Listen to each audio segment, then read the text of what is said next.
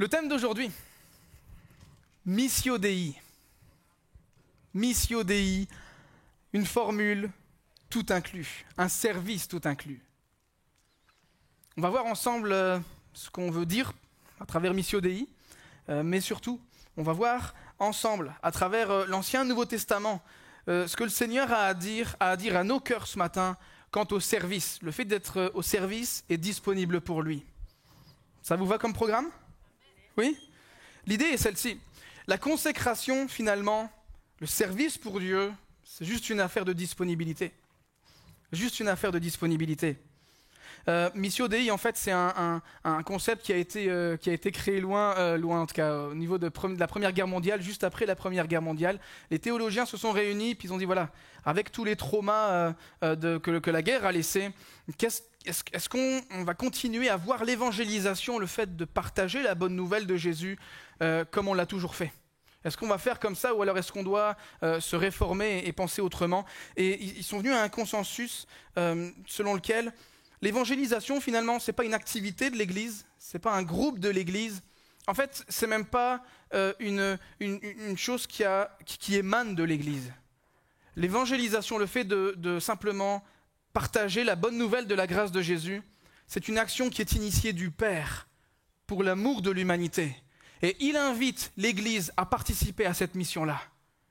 Et ça change tout parce qu'en fait, on n'est pas centré sur nos propres efforts, mais sur le fait que cette activité-là, le fait de partager Jésus, elle émane de Dieu lui-même. Et que moi, je suis invité à participer à cette activité-là, à cette mission-là, de répandre l'Évangile. Alors, on va voir un texte dans Ésaïe, le prophète Ésaïe, qui est assez spectaculaire dans la description, et un texte dans Actes. De prime abord, on pourrait se dire que ça n'a pas trop de rapport ensemble, mais c'est fantastique. Déjà, la Bible est fantastique. Amen. Mais c'est fantastique de voir que même avec des centaines d'années plus loin, en fait, ils sont unanimes. Continents différents, cultures quasiment différentes, ils sont unanimes sur la personne de Dieu, à propos de la personne de Dieu. Et aussi la façon dont Dieu nous appelle au service et à la disponibilité. Il y a quelque temps, j'étais dans une église où je devais prêcher et il y avait un problème de racisme, en fait, dans l'église. Voilà, il y avait plusieurs personnes qui refusaient d'en saluer d'autres pour la couleur de peau, etc. Et on réfléchissait à plusieurs et on se disait c'est un vrai problème, il va falloir l'adresser, le régler ce problème, mais à la lumière de la parole évidemment, parce qu'on soit noir, blanc ou ce qu'on veut, dans l'église, ce qui compte c'est pas ça, ce qui compte c'est notre point commun, c'est Jésus-Christ, n'est-ce pas ? Et nous avons une culture du royaume de Dieu qui nous est commune, on est fiers de là d'où l'on vient, nos choix, la nourriture, les musiques, etc. Mais ce qui nous unit le plus, c'est Jésus. C'est notre identité en Jésus et la culture du royaume de Dieu. C'était spectaculaire parce que, ça, moi je vous en parle maintenant, mais je l'ai su 15 jours après. On m'a dit, tu te rappelles quand tu as prêché sur le racisme et tout ça ? Le but finalement c'était de dire, on peut être fier de notre culture, mais penser que ma culture est mieux qu'une autre ou d'évaluer une culture parce que j'ai la bonne ou autre, finalement c'est juste une idolâtrie de ma culture. Et on devrait juste remettre la culture du royaume de Dieu en place. C'est tout ce qu'on a à faire. Et c'est... Bon, bref, j'étais en train de parler de ça. Et 15 jours plus tard, on me dit, au fait, quand tu prêchais, y a quelqu'un qui a été guéri, elle a eu des problèmes auditifs, elle a tout retiré, en fait, elle entendait, elle a retiré ses appareils, elle entendait. C'était fantastique. Et là, je me suis dit, c'est marrant, tu fais de ton mieux. J'ai pas prié pour elle, personne n'a prié pour elle. Des gens dans l'église priaient pour les guérisons, mais il y a personne qui était là vraiment à dire, on va prier pour elle, tout ça. Il n'y a pas de... personne spécifique, il n'y a pas quelqu'un qui est plus en connexion avec Dieu qu'un autre ou une manière de faire spécifique. Mais quand l'Église se réunit, qu'elle se réunit autour de la parole, on est les temples du Saint-Esprit, Jésus est glorifié, Saint-Esprit fait ce qu'il a à faire. Amen. Et ça, c'est fantastique. Je me suis dit, mais c'est fou. En plus, on ne peut même pas se calquer à un modèle. Il n'y avait pas de modèle. Il a juste fait ce qu'il voulait faire. Et j'ai soif de ça dans mon service. J'ai soif de ça. D'ailleurs, sur le chemin du retour, elle a dit à ses amis, s'il vous plaît, taisez-vous là. Les enguirlandais, elle a dit, taisez-vous, vous parlez trop fort. Je lui dis merci Seigneur. La mission de l'Église, être disponible et se laisser guider par le Saint-Esprit, c'est mon premier point. On est dans cette pensée que la consécration, c'est une affaire de disponibilité. Consécration, le service pour Dieu. Et mon premier point est celui-ci. La mission de Dieu, qui veut dire finalement Missio Dei. On va partir de quelque chose qui nous est commun. Dieu est parfait. Ça va ? C'est un Père parfait. Et comme tout père parfait, ce qu'il nous le demande, il l'a fait avant et il montre l'exemple.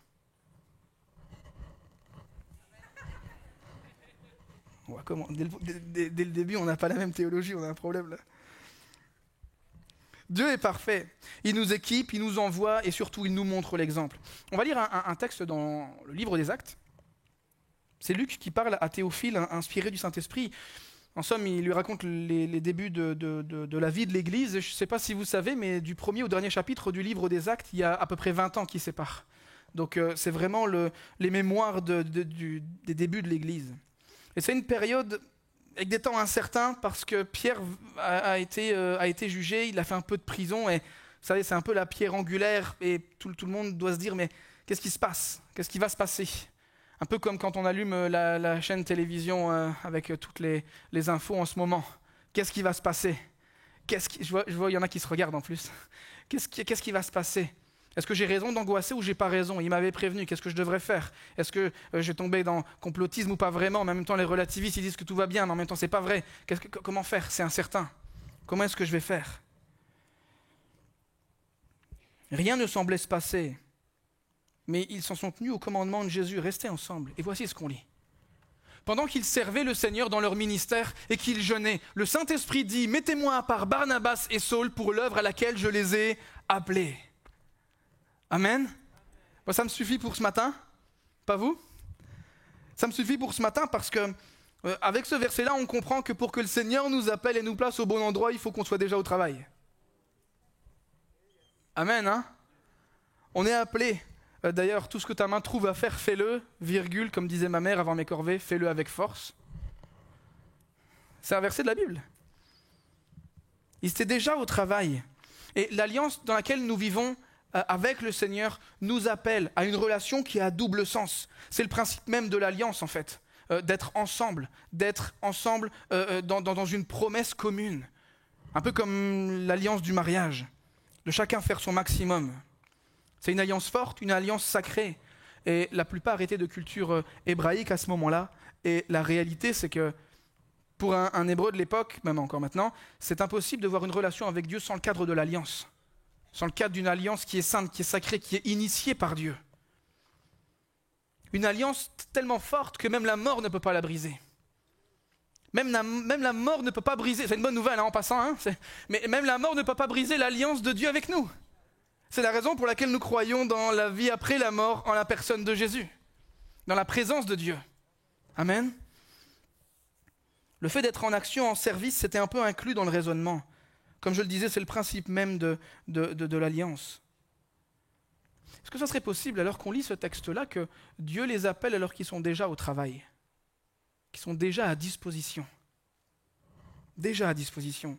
On croit à tort parfois que la foi, c'est je vais faire quelque chose pour Dieu et on verra bien comment ça va s'arranger. Alors que la foi, finalement, c'est simplement répondre à Dieu de façon qui ne nous serait pas vraiment naturelle. De façon où on se dit, c'est pas comme ça que j'aurais fait, Seigneur, mais t'es Seigneur, alors tu es mon maître, Jésus, je te suis, j'obéis.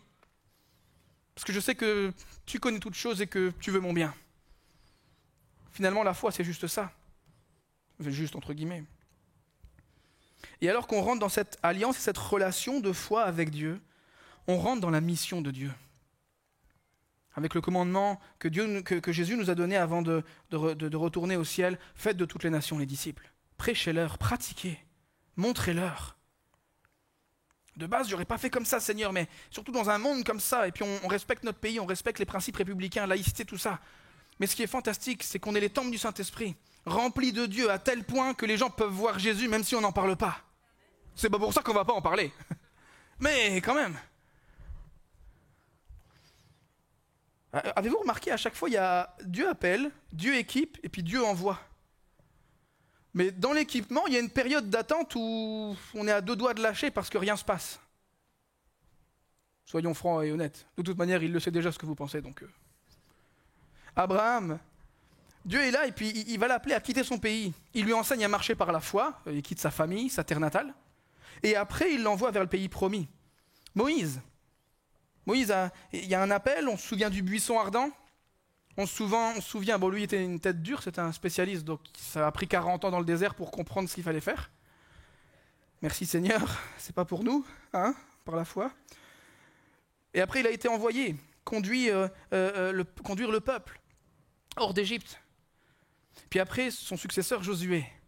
Ça aussi c'est remarquable. Il y a l'appel, il succède à Moïse, on l'a dans Josué chapitre 1. Puis qu'est-ce que dit le Seigneur? Sois fort et courageux et ne te détourne pas de la parole.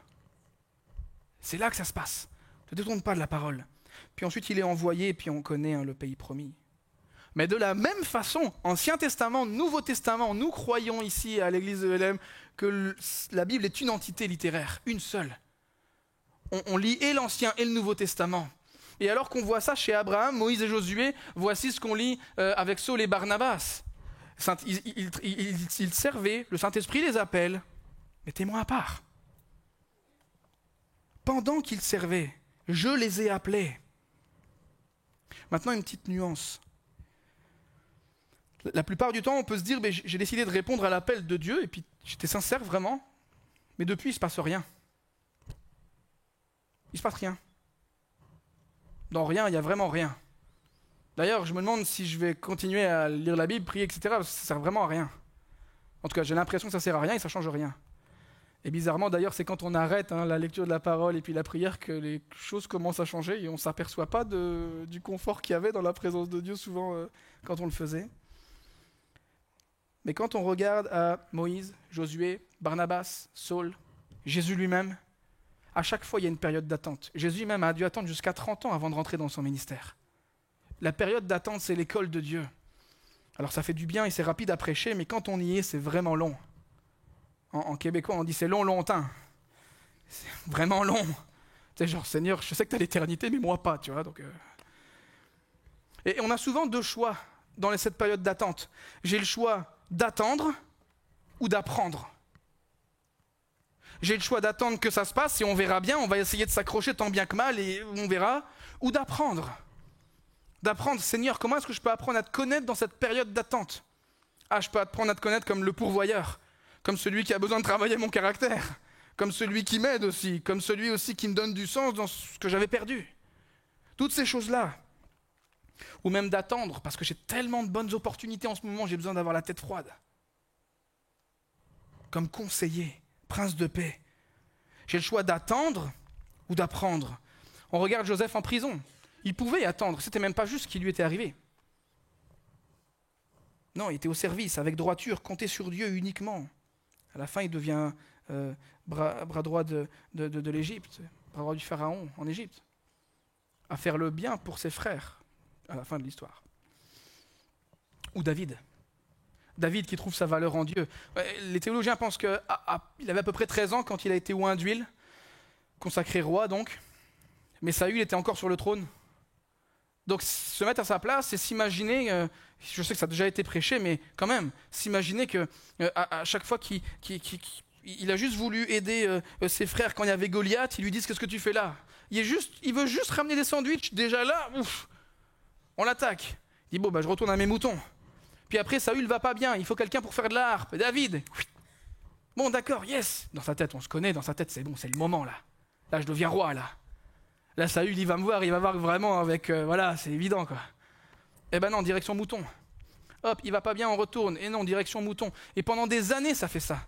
Pendant des années, il est là à croire que, et finalement non. Et Dieu lui apprend encore quelque chose. Et merci Seigneur pour cette attente. Maintenant, on a le psaume 23. Amen. Merci Seigneur pour ça. Même dans la vallée de l'ombre de la mort, quand je traverse dans la vallée de l'ombre de la mort, je ne crains aucun mal. Seigneur, ta houlette et ton bâton me gardent. Voilà ce qui me rassure. Je ne sais pas pourquoi ma fille dit toujours ta roulette et ton bâton me gardent. J'ai lu quelque chose de très intéressant du docteur Glenn Smith, qui fait partie des pasteurs de l'église La Chapelle à Montréal, sur le concept de missio Dei, d'être en mission avec Dieu. Et voici ce qu'il dit. Nous avons un Dieu trinitaire qui est en mission. Et notre Dieu trinitaire, dans son activité missionnaire, il a formé l'Église, qui elle-même est à son tour appelée à participer à la mission de Dieu. Lorsque nous sommes en action pour les autres, nous sommes un reflet de ce Dieu missionnaire.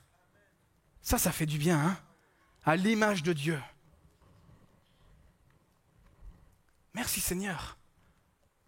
La Trinité qui se donne pour les hommes et qui appelle à faire de même en communauté comme la Trinité. C'est fantastique. Ça pose 2 questions pour vous et pour moi. Je vais me prendre pas en exemple, mais disons, je vais mettre mon prénom pour que ce soit plus simple. Si on peut laisser afficher, j'en vois plusieurs qui sont interpellés par... Merci. Il y a une question qui se pose. Prenons moi, Caleb. Si j'enlève Caleb de Ouascal et de la métropole lilloise, qu'est-ce que ça change? Qu'est-ce que ça va produire? Ou qu'est-ce que ça va enlever? Pour les collègues, pour la famille, pour l'Église, pour l'impact sur la ville. Faites de toutes les nations des disciples, prêchez-leur. Le lien direct entre Matthieu 28 et aujourd'hui. Il y a une autre question qui est très intéressante. Qu'est-ce qui se passe? Que se passe-t-il si on laisse Caleb à Ouascal et dans la métropole lilloise, disponible pour répondre à l'appel de Dieu? Et ça, on peut chacun se le poser comme question. Si on retire ELM de la métropole lilloise, qu'est-ce que ça change? Si on la laisse, qu'est-ce que ça change? Et là, on aura une petite idée de où on se situe, de l'endroit où l'on se situe par rapport à notre réponse à la Missio Dei, à l'appel de Dieu, d'être disponible pour partager la bonne nouvelle de la grâce de Jésus. Est-ce que vous êtes avec moi? On va dans le 2e point qui va nous apporter un autre regard. La mission normale de l'Église. Qui est d'accord pour dire que la vie normale de l'Église ne laisse personne indifférent? Entre nous. Non, ça va? Combien de pourcents? Est-ce que vous êtes d'accord avec ça? La vie normale de l'Église ne laisse personne indifférent. Parce que c'est l'activité du Dieu missionnaire. Une fois, j'étais dans un fast-food non loin d'ici, et je suis allé au drive. Et donc, bref, j'arrive à la borne de commande, et là, je ne sais pas ce qu'il me prend, elle me dit « Bonjour, je peux prendre votre commande ?» Je dis « Non ». Valérie me dit « Qu'est-ce que tu fais ?» Je dis « Pourquoi pas ?» Et elle me dit « Comment ? Le micro ne fonctionne pas ?» Alors qu'il fonctionnait très bien, le micro. Et puis, elle me dit « Je peux prendre votre commande ?» Je dis « Pas avant que vous ayez répondu à la devinette. » Moi, je m'arrête là. T'inquiète pas, il y a le frein à main, il y a tout ce qu'il faut. Et puis là, elle me dit « Je sens qu'il y a un sourire et en même temps, il doit y avoir sa manager dans les parages. » Parce qu'elle me dit « Mais, ah oui hein. ?» Je dis « Bon, j'y vais. » Je dis « Qu'est-ce que fait une fraise sur le dos d'un cheval ?» Il y en a qui savent ici. Tagada, tagada. Eh oui. Et là, elle commence à éclater de rire et elle se dit, mais il est fou lui ou quoi? Qu'est-ce qui se passe? Donc bref, je prends ma commande, je vais en faire une deuxième. Et Valérie, je sens qu'il m'avait ok, arrête. Je dis, bon, d'accord, j'arrête. Et là, on arrive à la borne pour payer. Et je la regarde. Et je lui dis, je paierai pas. Tant que vous ne répondez pas à la devinette. Et là, elle me regarde et me dit, allez-y, c'est là, elle est prête, là, on va pas la surprendre. Et elle appelle une copine en plus. Alors je dis, oh là, j'ai un public, c'est génial. Et du coup, là, je suis là et je lui dis, qu'est-ce que fait un poussin comme bruit? Elle me fait, je sais pas, piou piou. Je fais, oui. Qu'est-ce que fait un grand poussin? Elle fait, je sais pas. Je fais, piou piou, comme ça. Puis là, elle rigole. Elle amène une autre copine. Puis là, donc bon, je paye. Je vais pour récupérer ma commande. Et là, je vois qu'elles sont 3 au guichet. Et elle dit, ouais, c'est lui, le monsieur dont je t'ai parlé, là, c'est lui. Et je dis, ouais, c'est moi. Et elle me dit, qu'est-ce que vous faites dans la vie? Et là, je fais, allons-y. Et là, je fais, vous avez 3 chances. Et là, elle me dit, animateur radio. Je dis, non. Elle me dit, professeur. Je dis, non, ça m'arrive de parler, mais non. Elle me dit, vous êtes prêtre? Je dis, oh, pas mal. Je dis, joli. Je dis, mais c'est pas trop ça. Si vous avez Internet, là? Elle me dit, oui. Et les 3, elles sortent leur téléphone. Je fais YouTube, Église Lille Métropole. Et puis, il y en a une qui commence à regarder un culte. Et là, je dis, Seigneur, il y a une pause dans ma tête. Je me dis, c'est trop fort. Bon, déjà, j'avais raison de faire mes blagues. Mais surtout, en fait, je me dis, Seigneur, tu as utilisé la spontanéité pour venir manifester ton Fils, en fait. Parce que merci Seigneur, heureusement, à l'église ELM, on prêche aussi l'évangile. Hein. Et là, je me dis, attends, ça part de Tagada, mais ça arrive jusqu'à l'annonce de l'évangile, elle est là, et en fait, la réalité, c'est qu'elle regarde YouTube, elle est en train de travailler, un manager va passer, elle va verrouiller, mettre son téléphone. Mais à sa pause, ou quand elle revient chez elle, elle va être sur la page de l'église. Et je dis là, elle peut entendre l'évangile. Amen. C'est que ça vous fait? Oui, en plus c'était drôle, hein? Eh oui.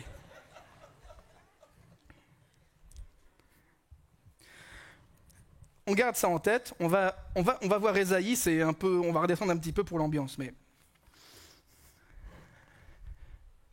je rappelle que c'est un moment de l'histoire du peuple hébreu, et je me suis trompé, c'est Ésaïe 6 en fait, mais c'est un moment de l'histoire du peuple hébreu où c'est un peu la débandade, question spirituelle, ils sont allés un peu n'importe où, ils ont fait un petit peu n'importe quoi, et Dieu décide de les rappeler. Et il parle à Ésaïe, et voici ce qu'Ésaïe écrit. L'année de la mort du roi Osias, je vis le Seigneur assis sur un trône très élevé, et les pans de sa robe remplissaient le temple. Des séraphins se tenaient au-dessus de lui, et ils avaient chacun 6 ailes. 2 dont ils se couvraient la tête, la face, 2 dont ils se couvraient les pieds, et 2 dont ils se servaient pour voler. Et ils criaient l'un à l'autre et disaient « Saint, Saint, Saint est l'Éternel des armées, et toute la gloire, toute la terre est pleine de sa gloire. » Les soubassements des seuils frémissaient à la voix de celui qui criait. Et la maison se remplit de fumée, comme à Bethléem. Alors je dis, ils sont dissipés, hein. Alors je dis, malheur à moi, je suis perdu, car je suis un homme dont les lèvres sont impures et j'habite au milieu d'un peuple dont les lèvres sont impures. Pause, on pourrait dire ça aujourd'hui. Et mes yeux ont vu le roi, l'Éternel des armées. Mais l'un des séraphins vola vers moi, tenant à la main une pierre ardente qu'il avait prise sur l'autel avec des pincettes. Il en toucha ma bouche et dit « Ceci a touché tes lèvres, ta faute est enlevée et ton péché est expié. » Et j'entendis la voix du Seigneur disant « Qui enverrai-je? Qui marchera pour nous ?» Je répondis « Me voici, envoie-moi. » Et maintenant, vous êtes de bonne humeur. C'est fantastique la parole de Dieu, n'est-ce pas? On se rappelle, c'est un registre poétique, les images sont très spectaculaires. Mais dans un moment historique, c'est important de se rappeler que c'est une année de deuil, et qui plus est, un deuil royal. Et on connaît les deuils dans la Bible, hein, ça part à base de chants qui se lamentent, des paquets de cendres, on déchire les vêtements, et ça dure longtemps. Ça dure très longtemps. Et là, ce qu'il est en train de faire, Ésaïe, c'est assez intéressant parce que il est en train de décrire que les pans de la robe de Dieu remplissaient le temple. Qu'on le sache, quand un roi était appelé à conquérir un territoire, il prenait les pans du roi local pour l'ajouter au sien. C'est-à-dire que là, il est en train de comparer Dieu à Osias. Dieu se compare lui-même à Osias. Osias qui était connu pour être un roi parfait pendant la première partie de son règne et qui s'est perdu dans l'orgueil et c'est pour ça qu'il est décédé. Et il est en train de dire à Ésaïe, je sais que vous pleurez quelqu'un, je sais que vous pleurez un roi où il y avait tout votre espoir dedans, il était parfait. Mais il n'y en a qu'un seul de roi parfait, c'est moi, et j'ai autorité sur toute la terre et tous les royaumes. Et alors qu'Ésaïe vit dans une culture, un pays où ça ne se fait pas de se mettre en route, d'avoir un ordre de bataille, de se mettre à disposition et de se mettre au travail pendant un deuil, Dieu est là et il lui présente la mission. Il invite Ésaïe à participer à sa mission. Missio Dei. Missio Dei. Les pans de sa robe, quelque chose une vision incroyable. Et le débat est recentré, il n'y a qu'un roi qui est parfait. Et je crois fermement que c'est l'appel de l'Église aujourd'hui, à participer à la Missio Dei. Mais qui enverrons-nous? Qui parlera pour nous? Et j'imagine Ésaïe en deuil comme ça, pas très présentable, et qui dit « Me voici. Peut-être même, s'il te plaît, envoie-moi. Je suis disponible. Je suis là. » Un peu les 5 pains et 2 poissons. J'ai peu de choses, mais je suis là. Et c'est la mission de l'Église aujourd'hui. L'Église n'est plus simplement l'hôte pour avoir des réunions ou des programmes d'évangélisation ou de réunions ou autres. Un endroit où on reçoit des événements. Mais elle est celle qui participe à la mission de Dieu lui-même. Et l'Église, c'est vous et moi. La Bible nous le dit. On est des pierres vivantes, les temples du Saint-Esprit. Vous pouvez dire Amen à n'importe quel moment. Nous sommes l'Église. Celle qui est remplie du Saint-Esprit, qui est là pour révéler le cœur du Père en pointant vers Jésus-Christ au quotidien. L'Église, c'est nous. Amen, c'est notre témoignage. C'est ça qu'on croit à ELM, amen. On est content de notre Église. Évidemment, je vais vous parler du service et des pôles tout à l'heure. Il y a quelqu'un qui va me dire tu prêches pour ta paroisse? Oui. Oui. Mais pas que. Pas que. Caleb, j'ai compris tout ça, le lien entre Saul, Barnabas, puis on va aller jusqu'à Ésaïe à la limite. Mais c'est quoi le lien entre moi et puis demain 8h au travail? La disponibilité. D'être disponible. Je n'ai pas dit d'être actif, mais d'être disponible. Seigneur, alors que je suis en train de faire mes choses, interpelle-moi. Lui, il a besoin d'un sourire, il a besoin que j'aille lui demander comment il va. Ok, j'y vais, Seigneur. Ah, là, ok, je l'ai à cœur pour prier, j'y vais, Seigneur. Puis avec nos personnalités, évidemment. Je veux dire, pas de souci avec ça, mais moi, vous ne me trouverez jamais en train d'évangéliser dans un métro. C'est juste, c'est pas moi. Quelqu'un d'autre va le faire, pas de souci, mais c'est pas moi. Par contre, j'aimerais bien voir celui du métro qui va au McDo. Ce que je veux dire par là, c'est que chacun sa personnalité. Et Dieu va venir, c'est Dieu qui nous a donné notre personnalité, on travaille notre caractère, mais il nous a donné la personnalité pour aller justement atteindre des personnes que certains avec lesquelles nous n'aurons jamais de contact. Ça, c'est l'œuvre parfaite de Dieu. On se rappelle, vous savez, la réponse de la foi de base, je n'aurais pas fait comme ça, Seigneur, mais tu es le maître, je t'obéis, je sais très bien que tu connais, tu veux mon bien et que tu connais toutes choses. Alors je vais répondre à l'appel. Vous savez, ce moment dans nos vies où le projet va réussir, là, le frisson arrive, là, j'ai travaillé tellement de temps et puis là, ça va fonctionner. Là. Ou le moment d'incertitude, Pierre vient de se faire emprisonner, qu'est-ce qui se passe? Comment ça va se passer? Comment on va faire? Ou un moment de deuil, d'affliction, Ésaïe. Et dans tous ces moments-là, à l'exemple de Saul, Barnabas et Ésaïe, c'est-à-dire malgré toutes ces contraintes personnelles et sociales, ce ne sera jamais une assez bonne raison pour que je m'arrête de servir Dieu. Jamais. Jamais. Jamais. Puis on le sait très bien, la priorité c'est la famille, premier ministère, on prend soin de soi, notre santé mentale, physique aussi, parfois qui nous impose de mettre un stop au niveau du service, que ce soit à l'église ou ailleurs, pour se recentrer, parfois même faire appel à un professionnel, et merci Seigneur pour ça. Mais là on ne parle pas de service, je fais des choses, on parle de service, je suis disponible. Je suis vraiment disponible. Un appel à la Missio Dei. Un service pour tous. Ce que je prêche aujourd'hui, finalement, ce n'est pas de s'inscrire dans un programme. En fait, oui, on peut s'inscrire dans un programme et servir dans notre église locale, et merci Seigneur pour ça, ou même les Gédéons qui distribuent des évangiles, ou portes ouvertes au service des chrétiens persécutés. On peut faire ça, et il faut faire ça, et puis merci Seigneur. Mais le plus beau service qu'on peut offrir à Dieu vraiment, c'est d'être disponible vraiment. Vraiment. C'est-à-dire, je suis là, guide-moi. J'ai le quotidien, tout ça, mais peut-être quelqu'un a besoin. Quelqu'un a un regard, un sourire, mais une parole peut-être, un encouragement. Quelqu'un peut-être a besoin que je m'intéresse à lui, alors que d'habitude, en temps normal, je ne me serais jamais intéressé à lui, il est insupportable. Seigneur, viens me guider. Et ce n'est pas l'Église qui invente une mission, c'est vraiment Dieu qui envoie. Et on participe, justement. J'entendis la voix du Seigneur disant « Qui enverrai-je et qui marchera pour nous ?» Et je répondis « Me voici ». L'Église, l'île métropole répond « Me voici, envoie-moi ».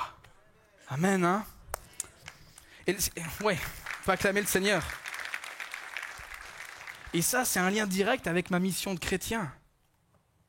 On va prendre les deux portions des textes qui nous intéressent le plus ce matin, Actes 13, 2 et puis Ésaïe 6, verset 8.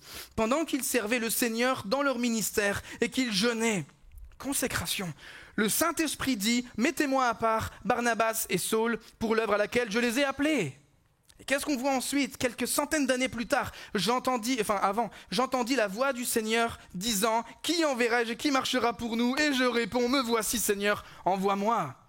Je suis là. » Il y a un appel clair pour chacun d'entre nous ce matin. Puis comprenez-moi bien, le but c'est pas d'avoir cette implication, tout ça, et d'être dans tous les sens. C'est pas ça.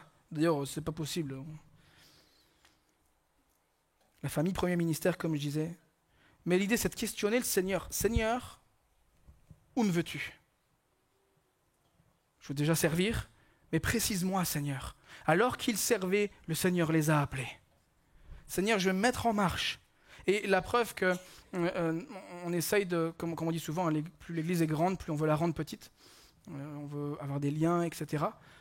Mais même quand une nouvelle personne vient, en fait, on préfère que la personne puisse attendre et puis vivre la communauté AELM, environ 6 mois à peu près, pour qu'elle puisse vraiment savoir à quoi s'en tenir, ce qu'est ELM, puis faire des liens, etc. Parce que le plus important, c'est pas le service.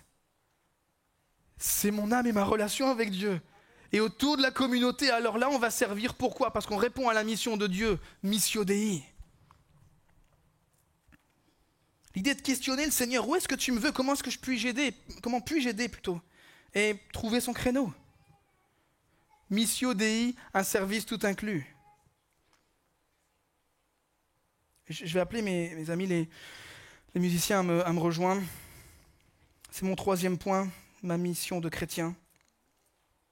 J'ai compris qu'Aleb, il y a une mission de Dieu, puis l'Église a une mission claire. Puis quand l'Église est en mission, alors là, l'effet est direct. On se rappelle du témoignage, la guérison, les oreilles, tout ça. Mais je crois fermement qu'aujourd'hui, il y a un appel de la part du Seigneur à se rendre disponible dans un monde où on est indisponible pour tout. On est toujours en mode vibreur et on est toujours en mode ne pas déranger. Et puis, c'est bon, il faut protéger la famille. Il ne faudrait juste pas qu'on glisse dans le ne pas déranger pour Dieu. Puis c'est pas moralisateur et accusateur, c'est juste, on essaye de suivre le Seigneur le mieux qu'on peut. Et heureusement, il est là pour nous.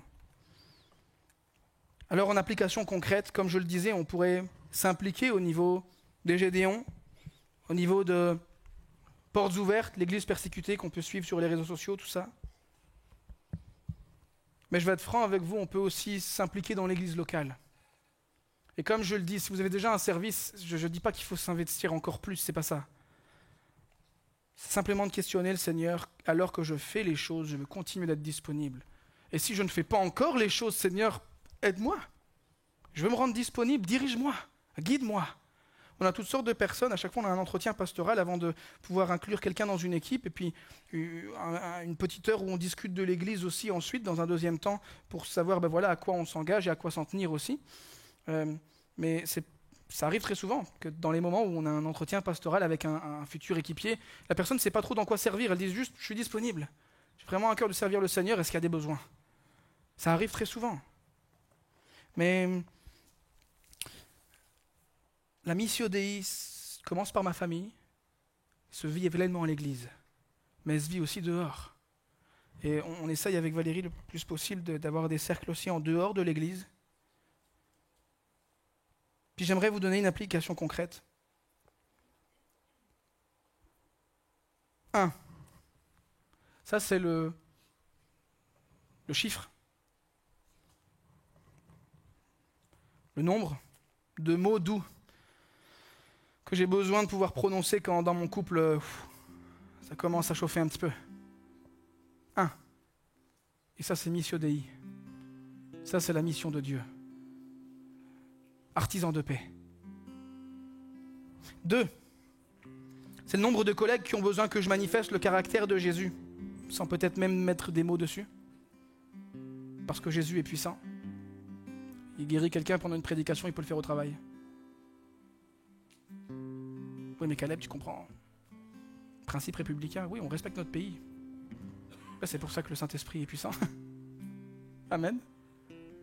3. 3, c'est le nombre de personnes cette semaine que je vais peut-être rencontrer et qui auront juste besoin de savoir que quelqu'un prie pour eux. Puis je parle pas dans la rue ou au travail. Parfois, on n'aime juste pas faire comme ça. Parfois, on est conduit à le faire, parfois pas. Mais juste de lui dire, écoute, je sais pas pourquoi, mais ça me touche, ta situation, je vais prier pour toi chez moi. Juste pour que cette personne sache qu'il y ait quelqu'un qui n'ait pas de besoin de raison ou d'argument pour pouvoir lui témoigner de l'amour. Un amour désintéressé comme celui du Seigneur. Ça, c'était 3. 35. 35, c'est le nombre d'équipiers qu'on a besoin pour les tribus ELM, l'enfance à ELM. 35. Puis j'ai passé dimanche dernier avec eux, je peux vous dire, ils charbonnent. Ça y va. Et il y en a qui sont impliqués plus qu'à leur tour, mais qui continuent, parce que la mission est là. Puis je vais être très direct. Ça ne me concernait pas tellement avant que j'ai un enfant. Maintenant, je suis obligé de me rendre compte que oui, c'est vrai, on a besoin de personnes pour ça, parce qu'ils lèvent l'église d'aujourd'hui qui va continuer demain quand vous et moi, on ne sera plus là. Ça, on en a besoin. 15. C'est le nombre d'équipiers dont on a besoin à la technique. Ouais, mais Caleb, moi je suis pas comme Clément, là, je suis pas aussi bon que ça. Et puis ça a l'air dur. Ne vous inquiétez pas, il y a des formations, tout ça, et puis on fait comme il faut. 12. C'est le nombre de personnes dont on a besoin pour que l'accueil puisse vraiment accueillir et la sécurité vraiment sécurisée. Puis vous savez, la merveille de Dieu là-dedans, c'est que l'on s'implique ici, comme je viens de le dire, ou à Portes Ouvertes, ou au Gédéon peut-être, ou Entraide et Partage. Puis j'ai pas cité tous les pôles de l'Église. En fait, Dieu est tellement formidable que sa mission est communautaire. Et alors que je vais servir en équipe, je trouve une famille. Et c'est pareil avec les groupes Maison ELM, comme la semaine dernière.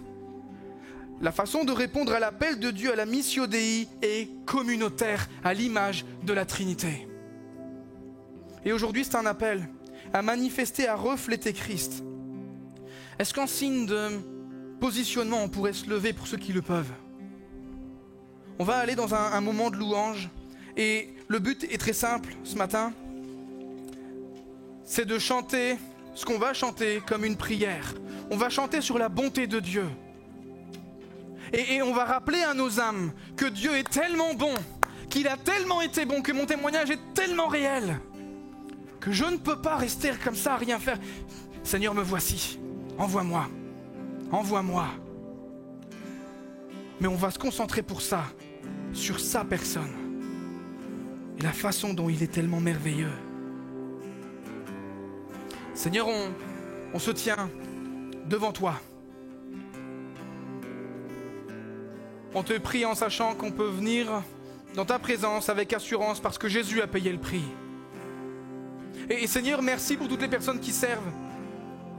Merci pour notre service. Merci Seigneur pour la façon dont tu nous as acceptés alors qu'on n'était peut-être pas les meilleurs candidats. Mais surtout, je te prie Seigneur pour une parole claire dans notre service. Rends-nous disponibles. Aide-nous Seigneur à cultiver cette disponibilité alors qu'on est dans le quotidien, alors qu'on sert Seigneur et qu'on est dans les choses très pratiques. Viens Seigneur nous utiliser. Que ma bouche, que nos bouches soient des sources de paroles de vie, d'encouragement. Que Seigneur tu puisses utiliser nos bouches alors qu'on est dans le service. On est supposé faire des choses Seigneur, mais on veut être quelque chose Seigneur. Et on veut être ta bouche, on veut être tes mains, on veut être ton regard pour ceux qui en ont besoin. Ta bonté est tellement énorme Seigneur. On ne saurait pas partir en restant inchangé. Et c'est en tant qu'Église qu'on veut prier Seigneur et te remercier pour ta grâce avec cette conscience qu'on t'apporte ce qu'on peut et que toi tu feras le reste Seigneur. Amen.